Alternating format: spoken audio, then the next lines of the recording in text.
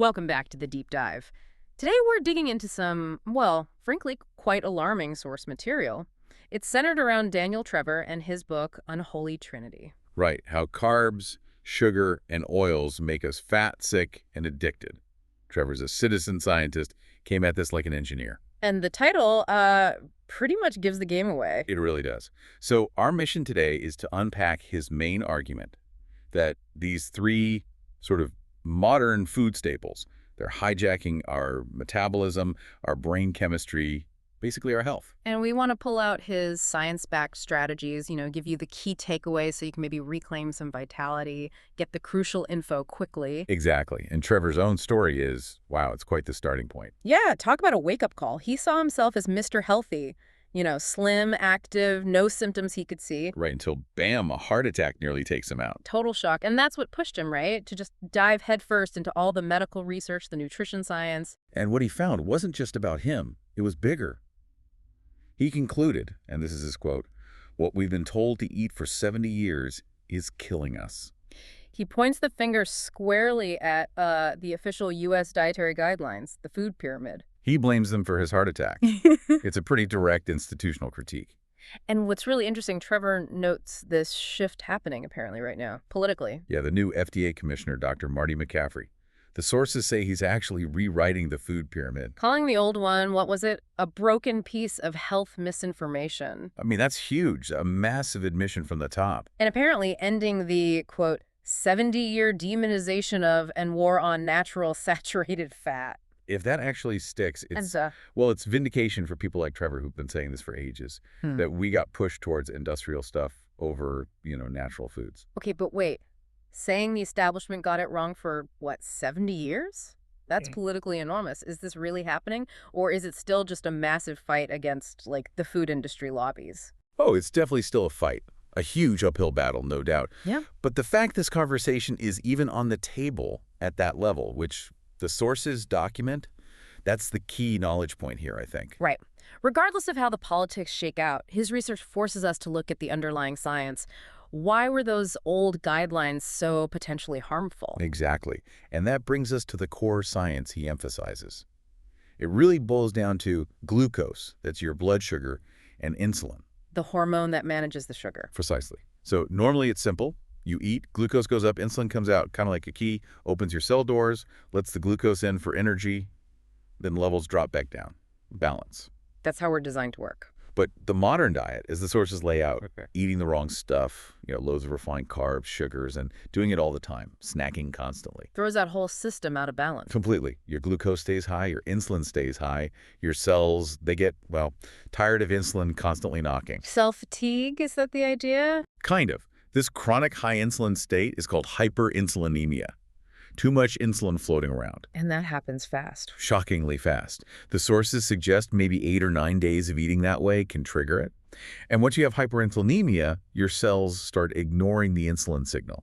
That's insulin resistance. Okay, so you become resistant, and that's the slippery slope. That's the fast track, straight towards prediabetes, then type 2 diabetes. And Trevor calls this high insulin state the gateway disease. Yes, the source root cause. And this is where it gets pretty serious, because hyperinsulinemia and insulin resistance, they drive inflammation everywhere in the body, cellular stress. Which connects to all those other diseases. Exactly. Heart attacks, strokes, PCOS in women, some cancers, even Alzheimer's. Some researchers are now calling Alzheimer's type 3 diabetes because the brain becomes insulin resistant. Wow. High insulin is just causing system-wide chaos, stiffening arteries, feeding inflammation. And acting as a growth factor, potentially helping cancer cells grow. It's a systemic breakdown, like you said. And it's often silent, right? That statistic he shared is chilling. 60% of people whose first heart attack is fatal. Their first symptom is death. They had no warning signs because the metabolic damage was invisible, just building underneath. Lurking. It really paints a picture of how widespread this must be. And we have data on that. Trevor cites this huge JCC study, over 55,000 people. The finding, 93.2% are metabolically unhealthy. 93.2. Just let that sink in. It means barely 7 people out of 100 are actually metabolically healthy in the U.S. population studied. That's not an individual issue. That's a public health catastrophe driven by the environment. Absolutely. The food environment. Which leads us right into the unholy trinity itself. The three drivers. Let's start with number one, refined carbs, specifically modern wheat. Ah, yes, the heart-healthy grains myth. Trevor says this was his personal downfall. He believed it. We all did, pretty much. But get this fact from the sources. Wheat raises blood sugar higher than a Snickers bar. Wait, higher, even whole wheat. Doesn't it have fiber? That's the trick. It's the processing. When you pulverize whole wheat into fine flour, you destroy the structure. It's powderized, as Trevor calls it. So the fiber doesn't matter anymore. Effectively, no. It gets absorbed almost instantly. Turns to glucose like that. The powder form bypasses the fiber's ability to slow things down. It's basically solid sugar. But it's not just the glucose spike, is it? He talks about wheat being addictive. Oh, yeah. The host part is wild. The sources explain that modern wheat, this stuff developed around the late 60s, early 70s, it was mutated, chemically or with radiation, Mutated. for higher yields. Mm. But a side effect was it dramatically increased a protein called gliadin. And gliadin, that's the hook. That's the hook. When you digest it, gliadin fragments hit the same opiate receptors in your brain as morphine, heroin. Seriously, opiate receptor. Yes, it creates actual physiological cravings, Yeah. intense ones, for bread, pasta, cereal. And given that wheat is in almost everything, Yeah. What's the stat? 59,000 out of 60,000 supermarket products? Something like that. It's an environment engineered for addiction. It's everywhere. Okay, wow. That's sobering.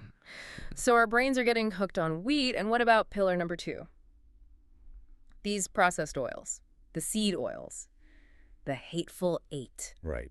Soybean oil, canola, sunflower, safflower, all those cheap vegetable oils. The history here is just bizarre. Trevor points out they basically weren't in our diet 110 years ago. Weren't food at all? Nope. They started as industrial byproducts, like literal toxic waste from making cottonseed. They used it as machinery lubricant. Lubricant for machines became lubricant for us. Grim. Very grim.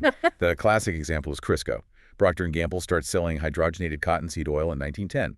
Shelf-stable, cheap fat. And then? 2 years later, 1912, the sources mentioned the very first medically recorded heart attack. Now, correlation isn't proof, but the timing is, let's say, suggestive. And the real danger now is how they're used, right? Heating them. Exactly. These oils are polyunsaturated, chemically unstable. When you heat them over and over, like in restaurant deep fryers, they oxidize like crazy. Turn rancid. Worse, they basically become trans fats and create these incredibly toxic chemicals. Yeah. He mentions H&E and hexene. Things linked to cancer and neurodegeneration. They drive massive inflammation. So eating out means you're likely getting a dose of these breakdown products. Constantly, if you eat fried foods or processed foods using these oils, the simple advice, cook at home with stable fats. Grass-fed butter, ghee, tallow, coconut oil. The stuff we were told not to eat. It's an inversion of everything we heard. So connect the dots for us. These 3 things, the sugar, the refined wheat, these processed oils, they all hit the scene in the 20th century. Broadly speaking, yes. High fructose corn syrup took off, wheat got modified, seed oils replaced traditional fats. And look what happened. Obesity goes from maybe 1% in 1930 to nearly 50% today. The timeline fits perfectly. And there's that darker layer too, the deliberate engineering of addiction. Right. Trevor brings up how big tobacco companies, when the market was shrinking in the 80s, bought up Big Food, Kraft, Nabisco. And brought their scientists. They're addiction scientists, people who knew exactly how to formulate products to maximize cravings and consumption. Finding that bliss point of salt, sugar, fat that makes you eat the whole bag, not just a few chips. It explains so much about why it's so hard to stop eating these foods. It's not just willpower. It's biochemistry and targeted marketing. But thankfully, the book isn't just doom and gloom. It's called How to Escape Their Grip. There is a way out. Okay, let's talk solutions. First step, he says, is psychological. You have to acknowledge you might be addicted. Yes. No shame, just realism. Then you actively look for swaps. Delicious but healthy substitutes. So not deprivation. No, that really works long term. Find alternatives. He talks about things like keto pizza with almond flour instead of wheat crust, using olive oil instead of vegetable oil. Find ways to satisfy those cravings with better ingredients. And being an engineer, he's big on data, right? Measurement. Huge on it. You can't manage what you don't measure. This is where things like continuous glucose monitors, CGMs, are game changers. Why are they so powerful? Because instead of one snapshot blood test at the doctor's office, a CGM gives you the whole movie.